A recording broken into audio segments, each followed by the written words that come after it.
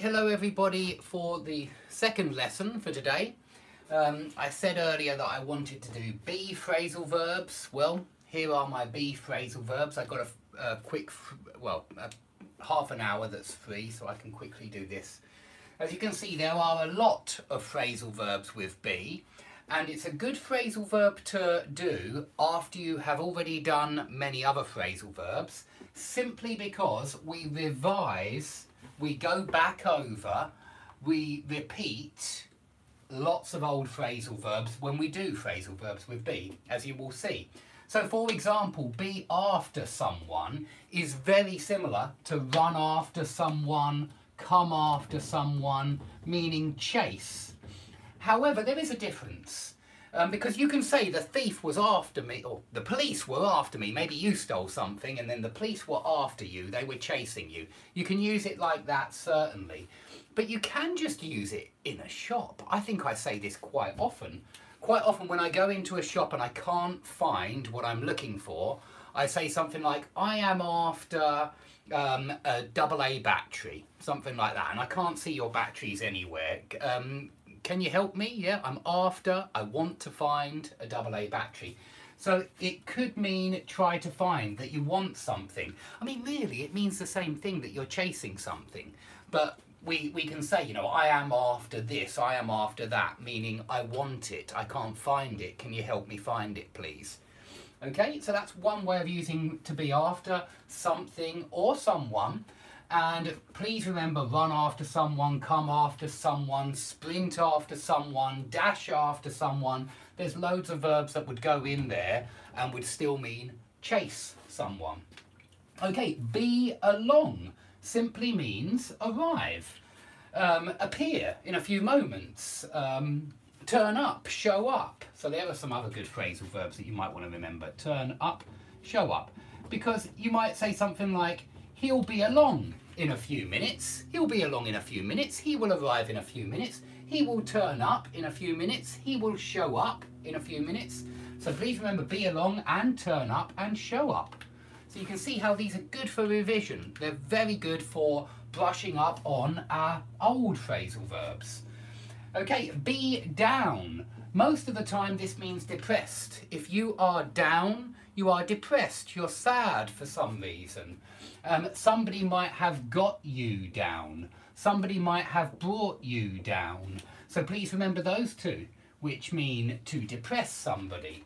But you can also say that the price has been, the price is down by 50%, something like that. That's less common in my opinion, but that is also possible. Now, if somebody is down with flu, it's the same as come down with flu. It's similar to pick up a nasty virus, pick something up, pick up a nasty virus. Pick up has so many meanings, it really does. Remember that you can also pick up a nasty virus, just like come down with a nasty virus, or be down with a nasty virus. So there's another old phrasal verb or two that are well worth learning. Okay, if somebody is away, that usually means that they're away on holiday. You should compare it with be out and be in, which are two more phrasal verbs that I haven't even put on here. But if somebody is out, they're not at home.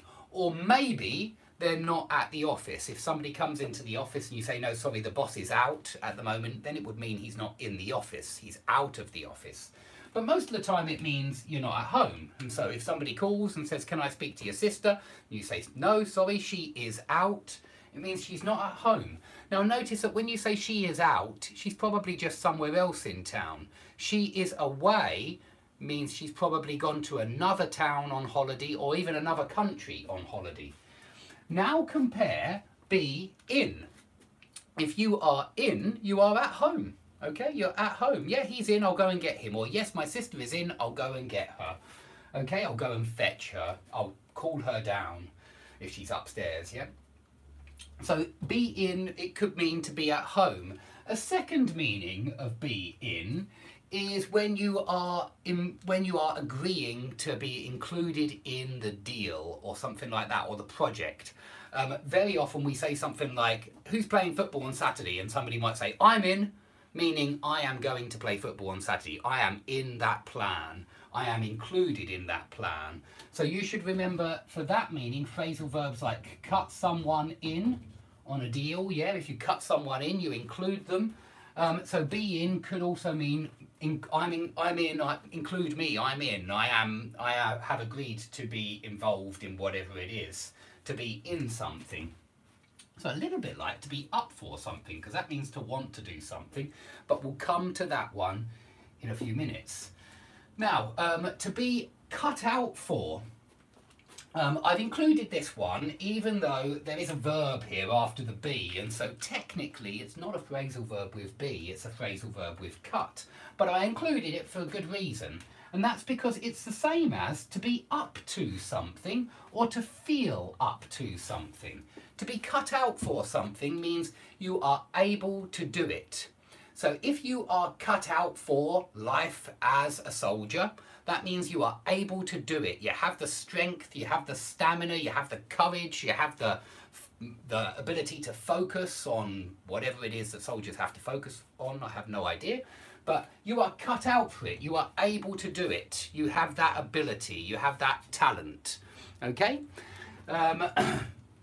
If you are up to something, it means you're strong enough for something or good enough for something. And to feel up to something means to feel strong enough or good enough to do something. So if you say, I'm a little bit sick today, I've come down with something, I don't feel up to going into work, or I am not up to going into work, or I'm not cut out for going into work. I think cut out for is usually used for professions or a particular way of life, a lifestyle, whereas be up to and feel up to are very often specific situations, like I don't feel up to going into work today, I'm not up to going into work today. So notice that is plus gerund. Yeah, cut out for is very similar, but I think it's more often used in terms of lifestyles and professions. Now, if you are in on something, usually a secret plan or plot, something secret, this in on group, which we've looked at in other lessons, is a clandestine group. If you let someone in on something, you let them know about the secret. If you get in on something, you get in on some kind of secret plan or project. You can also cash in on something, which means to make money, to profit from the project. Yeah, cash in on something. Listen in on someone means listen in a clandestine way when you're not allowed to listen, but in order to get information. So you might say the Secret Service is listen in on our phone calls, or listen in on our communication. I don't think they listen in on Mr. Skype lessons. Okay, be not on. If something is not on, it is totally unacceptable. And we often just say that is not on, and it means that is totally unacceptable. Maybe his behaviour, something like that. So if somebody acts in a really immoral way or a disgusting way, you might say his behaviour or her behaviour was totally not on. Okay? Unacceptable. And I forgot to include those ones with the in on ones. If you walk in on someone, you walk in on something secret that shouldn't have been discovered. So maybe you walk in on someone when they're getting undressed. Maybe you barge in on a couple when they're kissing, or burst in on them when they're kissing. They didn't want you to see. You barged in on them. You burst in on them. Okay, so we've done not on. Be into something, a very old one, this one. It just means that you have a hobby, a particular kind of hobby. So if you are into cricket, you love cricket. If you are into football, you love football. If you're into phrasal verbs, you love phrasal verbs. Okay, be interested in something. Be off has a number of different meanings. If you say I'm off, and we very often do, it means I'm leaving, I'm going, I'm off, see you later. And this one's very similar to run off, shoot off, dash off, sprint off, head off, set off. There's loads with off. Set off is another very common one, but head off as well. I'm heading off now, I'm off, I'm running off, I've got to shoot off, I have to set off.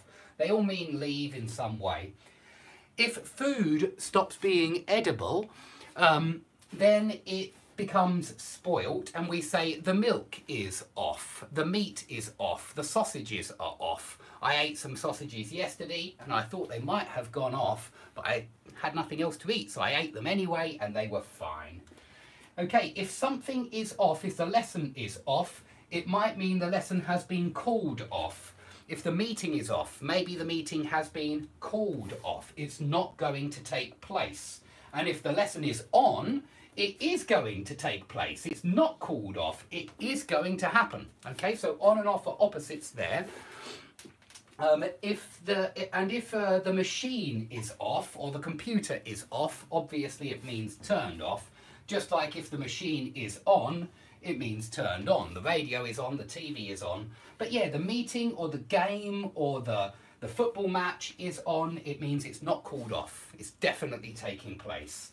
And if you say he is on medication, he is on tablets, he is on drugs, he is on heroin, any of those, any drug or narcotic, you can say that he is on something. This is another be on, but notice these two have no object and this one has an object. It has be on something. Okay, I'm moving faster now because I want to finish soon. If you are on at someone about something, you keep talking about it. Very often it sounds to me a little bit whiny. I mean whining like complaining, like, or maybe nagging. Sometimes when somebody's nagging you, it means they are on at you about something. So continually talk, nag or complain. Okay, those kind of words. And there's loads in this group. You can rabbit on at someone about something. You can go on at someone about something. Drone on at someone about something. Waffle on about something. Bang on at someone about something. They're all possible. And there are more there that I haven't bothered to put down because I don't have space. If you are well up on medieval French poetry, that means you are very well informed about this topic, okay? Very, very well informed about this topic. So I might say something like, I am not well up on German. I know nothing about the language. I've said it before, I don't know any German, so I'm not well up on German. But there's plenty of stuff that I'm not well up on. I'm not well up on French medieval poetry, for example. I don't think I even know a single poet from France from the medieval period. So I am not well up on that topic, okay? And it's very often used in the negative, but it doesn't have to be. You can say, I am up on that, and it means I'm well informed about that. I am well up on, but very often in the negative. Okay, if you are aware of somebody's true intentions or true motives, especially if these intentions or motives are clandestine, and we're coming back to the clandestine topic here, then you are onto someone. It means you know what they really want or what they're really like. So it puts you in a good position because you know exactly what they actually want and not what they're pretending. You might say something like this: the police are onto the suspect, meaning they know what's really going on and what the suspect is actually doing. But if you have a secret plan with someone else and you say he's onto me, it means he understands your secret plan. Okay, if you are out of sugar, you don't have any sugar. If you are out of time, you don't have any time. So it's very similar to run out of something, okay? Almost the same. Run out of sugar, but you can say we have run out of sugar or we are out of sugar. Okay, if you are out to do something, this is quite an interesting one, so I don't think I've come across it, well, I've used it loads of times, but I don't think I've come across it in a lesson. It means trying hard to do something. So if you say something like, she has been out to destroy me from the start of my career, it means that she has been trying to destroy me. Maybe she's running a smear campaign against you. She's trying to drag your reputation through the mud. That means she is out to get you. She's out to destroy you. Okay, but it doesn't have to be something so terrible. You could say something like, the company is out to double its profits in the next quarter. So that means they're trying hard to double their profits. So quite a good one, that one. Okay, if you say that something has nothing to do with something else, and it's very often used with nothing, that means it has no bearing on something. It is not connected at all. They have no relation to each other. Okay, when two things have no relation to each other, they have nothing to do with each other. or they are nothing to do with each other. So that's a good point, actually. It's something that I've just noticed. It could be have, or it could be be. He is nothing to do with this. He has nothing to do with this. Both possible. Both sound okay to me. Okay, if you are in favour of something, or if you just want something, fancy something, or feel like something, you can use this very flexible phrasal verb to be up for something. You can use this in a million ways. You can say, it's a very hot day, I'm up for a beer. You can say, I'm not up for going to the cinema on Saturday. You can say, I'm not up for having guests. You can say, I'm not up for staying in, I want to go out. So it's the same as want. It's so flexible, this one. And we really often say something like, who's up for it? Yeah, who wants to do this? Who wants to join me? So very, very common one, this one. Okay, another very common one, to be up to something. I usually ask the students, what have you been up to? It's small talk. It just means, what have you been doing recently in the last week? What's new? Yeah, what have you been up to? And then it just means this one, do something. What have you been doing? Okay? If you do something, if you say though something like this, I keep hearing noises from the children upstairs. I don't know what they are up to. What are they up to? Then you mean they're doing something naughty. Okay, something, they're behaving themselves in some kind of suspicious way or naughty way. If there are any Russian students out there, I think this is very similar to что ты творишь. Okay, что ты творишь, what are you getting up to? What are you doing? What kind of naughty business are you up to? And we've already had the third meaning, which is over here, which is to be strong enough or good enough to do something. Okay, if you're up to going into work, you're ready to go into work, but very often used in the negative. I am not up to going into work today. Yes, they do. That's a very good point. If some people do say that they're down for something instead of up for something, I agree. But that one's rarer. It's not as common as this one, but that's a very good point. That was an excellent comment there from someone. I'm sorry I didn't catch your name. It just flashes up and then fades away. And a lot of the comments aren't connected to the words that I'm dealing with. So that was an excellent comment. Some people do say I am down for something instead of I am up for something. Okay, and the last one, which I haven't done here, in for something. This usually means that you can expect something negative to happen, some kind of negative consequences. You can anticipate negative consequences. So you might say, if you downsize the department, if you make 10 workers redundant, you will be in for a shock next year when you can't meet the demand. Yeah, you will be in for a very difficult period when you can't meet the demand. You can't produce enough of the product to meet that demand, and so you will be in for trouble. Very often we say he'll be in for trouble if, yeah, and then the condition that that will make him get in trouble. I'm sorry if I lost my flow a little bit today. It's when I read the comments on the phone. I'm going to have to stop doing it because it breaks up my thoughts, and it doesn't help me do the lesson, unfortunately. But that was an excellent comment concerning be down for. I'm down, or I'm down with, some people say sometimes. So there are some other ones. I'm not trying to say that these are all the be phrasal verbs. They're not. We've got more. We've got plenty more. And the reason why I am into phrasal verbs is because I noticed that many of them don't appear in the dictionary.